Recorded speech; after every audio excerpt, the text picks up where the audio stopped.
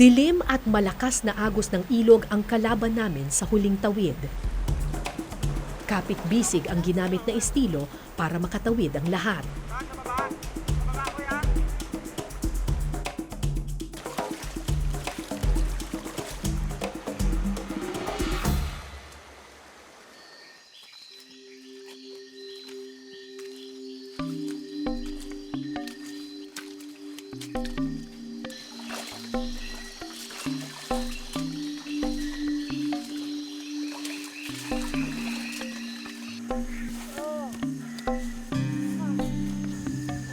Finally, after almost 16 hours of walking, narating din natin yung Malining Elementary School.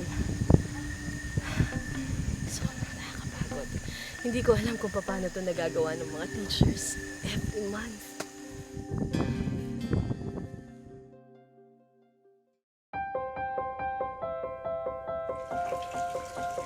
Kinabukasan, ginising kami ng nagbabadyang sama ng panahon.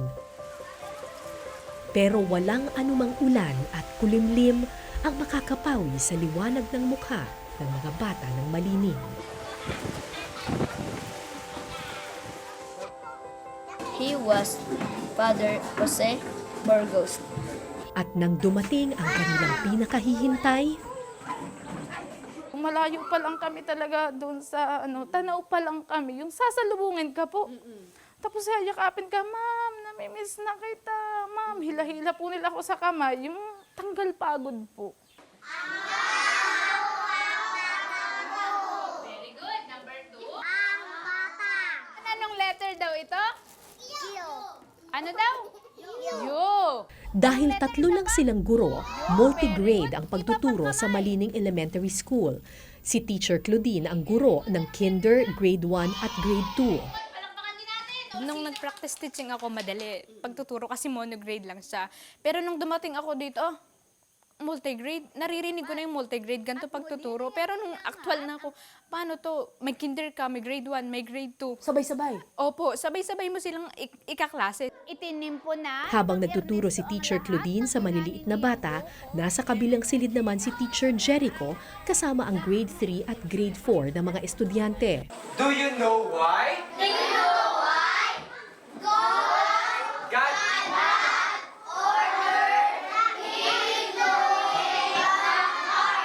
8 times 2. At si Teacher Grace, ang maestra ng Grade 5 at Grade 6. Sa kanyang klase, isang bata ang aking napansin. Sige nga, Patrick. Wala mang sapatos at uniforme, si Patrick ang isa sa pinakamatalinong bata sa sitio Malining. Patrick, very good. Palakpakan si Patrick.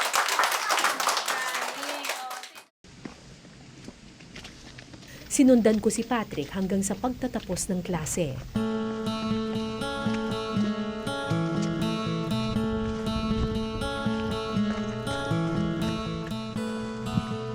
Pero imbis na maglaro o gumawa ng asignatura, dito dumiretso ang bata.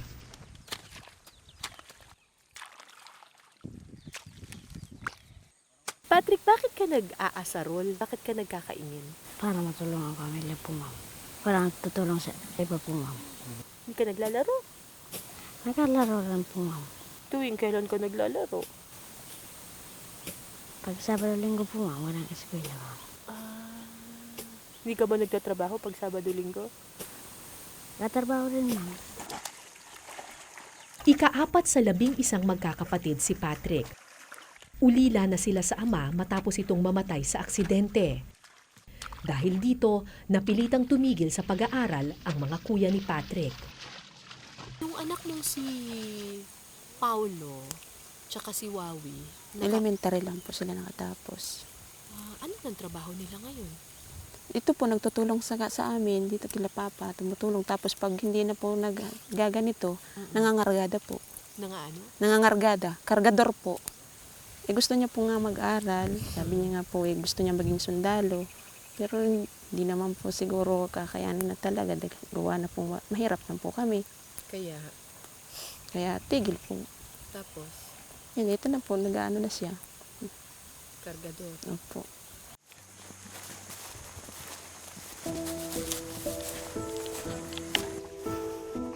Dati ring estudyante ni Ma'am Grace ang kuya ni Patrick na si Paulo.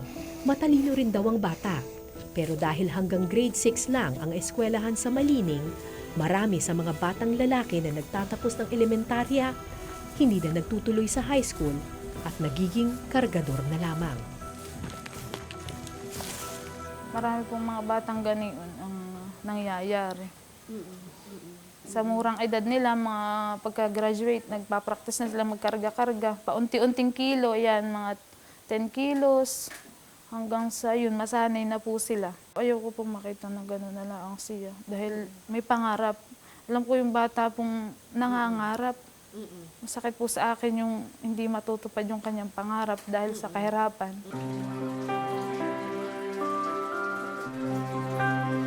Sa lahat ng kanyang mga estudyante, si Patrick daw talaga ang pinakamasipag mag-aral.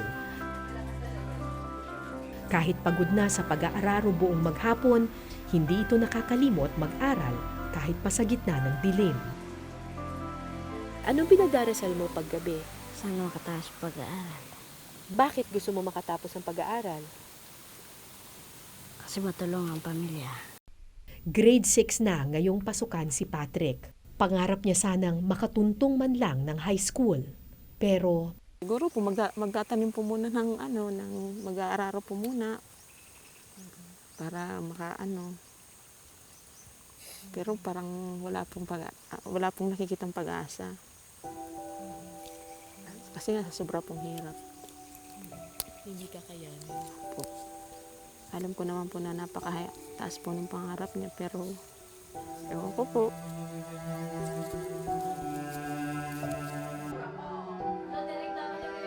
ang mga bata tulad ni Patrick ang dahilan kung bakit pilit na kinakaya ng mga guro ang kalbaryo sa gubat para lang marating ang Malining. Sana po kami bilang teacher maging inspirasyon kami sa kanila para mag-aim sila ng maganda para sa future nila. Pero pagsapit ng dilim, pagtapos na ang klase at nakauwi na ang mga bata, maaalala ng mga guro ang kanilang pag-iisa at pangungulila. Sa totoo lang, hindi ang mahabang lakaran ang pinakamahirap sa trabahong ito. Higit sa putik at pagod, mas mahirap na kalaban ang lungkot. Yung lakad, kaya mo yun? Kaya ko po, kaya. Kayang-kaya ko po yun. Kaso po yung mahirap po talaga yung malayo sa pamilya. Yung pagdating ko po sa amin, hindi na ako kilala ng anak ko. Walang signal, walang kuryente, walang anumang paraan ng komunikasyon sa sitio Malining. Kaya gabi-gabi, sa panaginip at dasal na lang niya, kinakausap ang mga anak. Gabi-gabi po talaga ako nagsusulat, nakatingala din sa langit. Tapos sabi ko, uy, may aeroplano dumaan. Sana pa sabi ko, yung anak ko po, sasabihin niya lagi, yung anak ko yun, Mama, tingnan mo, ganda ng buwan, halika, lumabas ka. Tapos tuwing may buwan po, yun naiisip ko. Sabi, ay, kita din yan ni anak. Tapos sasabihin ko pa, ganito pa. Tapos sabi, ay, kita rin yan ni anak. Yung dumang-aeroplano, kita din yan ni anak.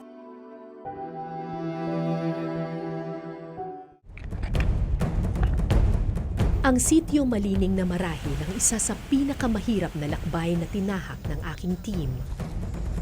Hindi ko alam kung paano ito kinakaya buwan-buwan ng mga guro alang-alang sa kanilang propesyon. Lupang hinirang, duyan ka ng magiting sa manlulubig. Ikaw masisingil. Hindi ko alam kung ano ang ibig sabihin ng salitang malining. Ang alam ko lang, galing ito sa salitang ugat na lining, na ang ibig sabihin, pag-iisip ng mabuti. Kung pag-iisipan mong mabuti, marahil di mo aakyatin ang napakalayong lugar na ito. Marahil susuko ka sa kalbaryo. Pero kung mabuti ang iyong pag-iisip, tulad ni Teacher Grace, Claudine at Jericho, marahil tulad nila, susuungin mo rin ang kahit na ano para lang makapagturo. Kapag kami umaahon, pinakang nakakapagpagay ng aming loob yung yung community mismo, yung mga bata na kahit na malayo, pagod kami, darating sila rito, sasalubong sila sa amin na tuwang-tuwa sila. Nakikita namin sa mukha nila na sila tuwang-tuwa dahil sa sobrang layo ng lugar, may mga malalakas ng loob ng mga guro kagaya namin na bisitahin sila. Kailangan mo gawin yung trabaho mo dahil siguro may purpose si God, kaya ka inilagay diyan. Sila na marahil ang pinakadakila sa mga nakilala kong guro. Ang mga guro ng Sitio Malining, isang malayong lugar kung saan buhay pa ang tunay na kahulugan ng bayanihan. Hindi pa ako susuko na kahit ang daan talaga ay napakaputik, ang tawirin ay talaga pong pag masama ang panahon, buwis buhay po talaga ang pagpunta po rito sa Malining Elementary School. Pero, Kinakaya ko po. Alang-alang sa mga batang may pangarap sa kanila pong edukasyon. Yun po, dahil ayaw po namin na matigil hanggang doon na lang ang kanilang buhay. Thank you very much po. Salamat po. God bless, ma'am. Ako po si Cara David at ito po ang Eyewitness.